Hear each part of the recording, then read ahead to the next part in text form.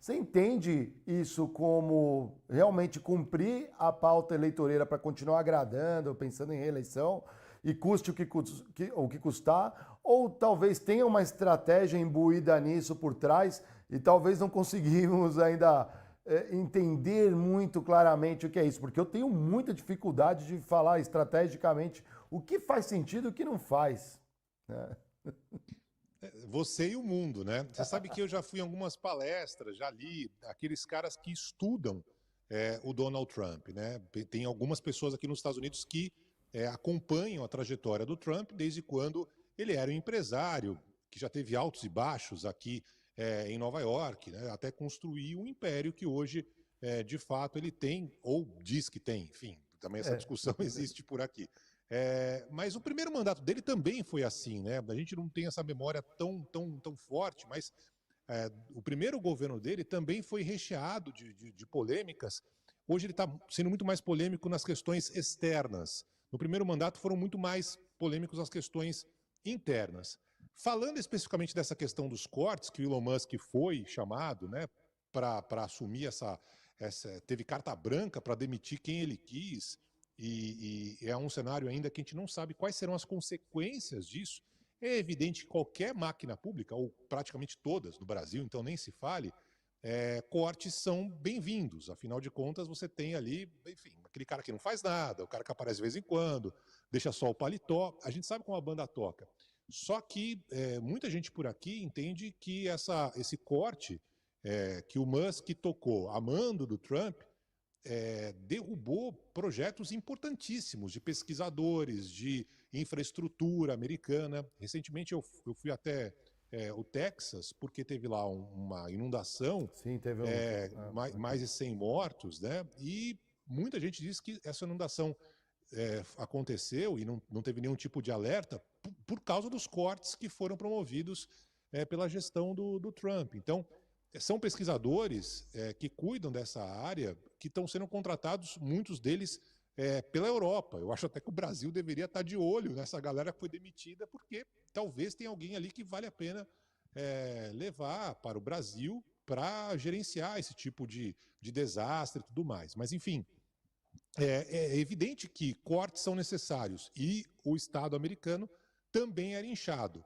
Mas você pega, por exemplo, o Departamento de Educação, né, o equivalente ao Ministério da Educação, que o Trump quer sim acabar, quer deixar de existir, e isso vai acabar implicando em diversos programas que auxiliam faculdades, em programas que auxiliam cursos, é, algo que muitos estrangeiros, por exemplo, vêm aqui para os Estados Unidos para tentar beber dessa boa educação. Então, não é uma coisa simples, uma coisa qualquer. Isso tem muito a ver com esse parte dos eleitores do Trump que entende que tem que acabar tudo, entendeu? Meio que diminuir o Estado a qualquer preço.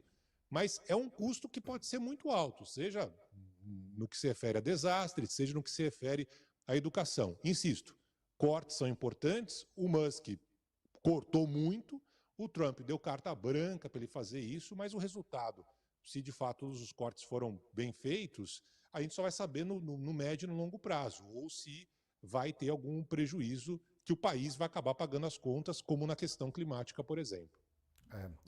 Esse caso foi bem emblemático no Texas.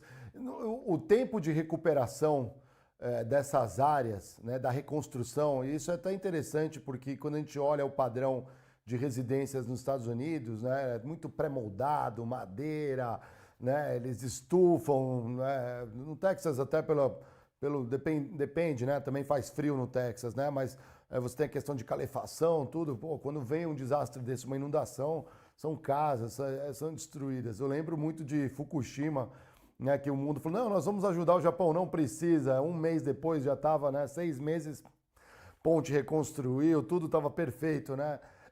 No Texas você vê essa força ou é um pouco do que aconteceu em New Orleans lá atrás, Nova Orleans, que ficou, ainda tem, né, resquícios, né, de todo o desastre que foi do furacão aí, faz mais de década, né?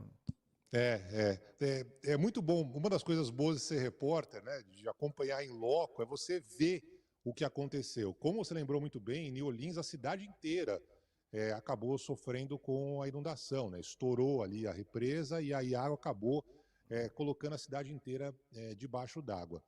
Eu fui até a região que o alagamento acabou atingindo, né? É o Rio Guadalupe, ali no Texas, e ali é uma condição um pouco diferente. Por quê? Porque o Rio Guadalupe, ele normalmente alaga.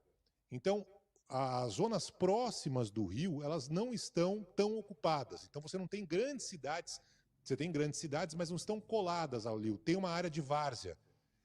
E o grande desastre aconteceu por quê? Porque ao longo do Rio Guadalupe, você tem alguns acampamentos que são feitos especialmente para jovens, para crianças e durante o verão. Então, o que acabou afetando principalmente foi essa área onde tinha ali um acampamento de Das meninas meninas, né? cristãs, onde tinham 700 meninas, a maioria foi salva, mas as crianças mais jovens ficavam no alojamento bem ao lado do rio. Então, é uma coisa muito específica, um pouco Mas diferente gerou de um comoção cenário onde você tem... nacional, né? Internacional, né? No fundo, Exato, né? é uma Muita... tragédia, é uma tragédia. De novo, faltou aviso. Ninguém sabe ainda se é da autoridade local, do condado local, se foi algo nacional, mas enfim, alguém comeu uma bola gigantesca, porque bastava um alerta sendo feito com antecedência, e aqui isso é levado muito a sério, né? O telefone toca, a televisão toca, o rádio toca, você sabe que está vindo uma catástrofe no horizonte. Dessa vez não aconteceu isso, foi no meio da madrugada, e infelizmente a maior parte das mortes foi justamente nesse acampamento. Então, é uma condição um pouco diferente. O Rio Guadalupe normalmente transborda. Foi muito rápido, foi em meia hora, ele subiu 9 metros em meia hora e acabou levando o que tinha pela frente. Mas essas condições do clima estão, assim como no Brasil, cada vez mais frequentes. As situações absurdas, raras, extremas, né? Que é algo que o americano ainda leva muito a sério, mesmo com essa falha gravíssima, gravíssima, imperdoável, aconteceu no Texas. Você tem uma quantidade, por exemplo, de satélites, radares, aqui nos Estados Unidos, muito maior do que você tem no Brasil. Então, esse monitoramento é muito mais fácil para os meteorologistas, avisando, está vindo um furacão, um tornado, uma chuva forte. Né? Isso é levado muito a sério aqui. Ainda falta isso no Brasil e eu acho que cada vez mais para a sobrevivência de todos nós isso é necessário. Né? Então, foi uma condição específica essa que aconteceu ali, infelizmente, no Texas. O Trump em si nega as questões climáticas. Você acha que, no fundo, desastres como esse pressionam o governo? Ou como o país está bem dividido, não tem tanto efeito? Hoje está muito complicado essas questões pegar no Trump. Os Estados Unidos hoje só tem um assunto no dia a dia, que é a questão do Jeffrey Epstein. Epstein, né? Hoje, é o Epstein. Pautas morais, né? Pautas sempre foi assim, né? Presidente, pautas morais. Bill Clinton, né? Sempre algum escândalo, né? Tem que estar rolando. Né? Eu sei que do Brasil o tarifaço está pegando, a gente vai falar bastante sobre isso, Uhum. mas aqui não se trata sobre esse assunto, não se trata sobre a chuva do Texas. O único assunto aqui é, como você falou, a pauta moral com Jeffrey Epstein.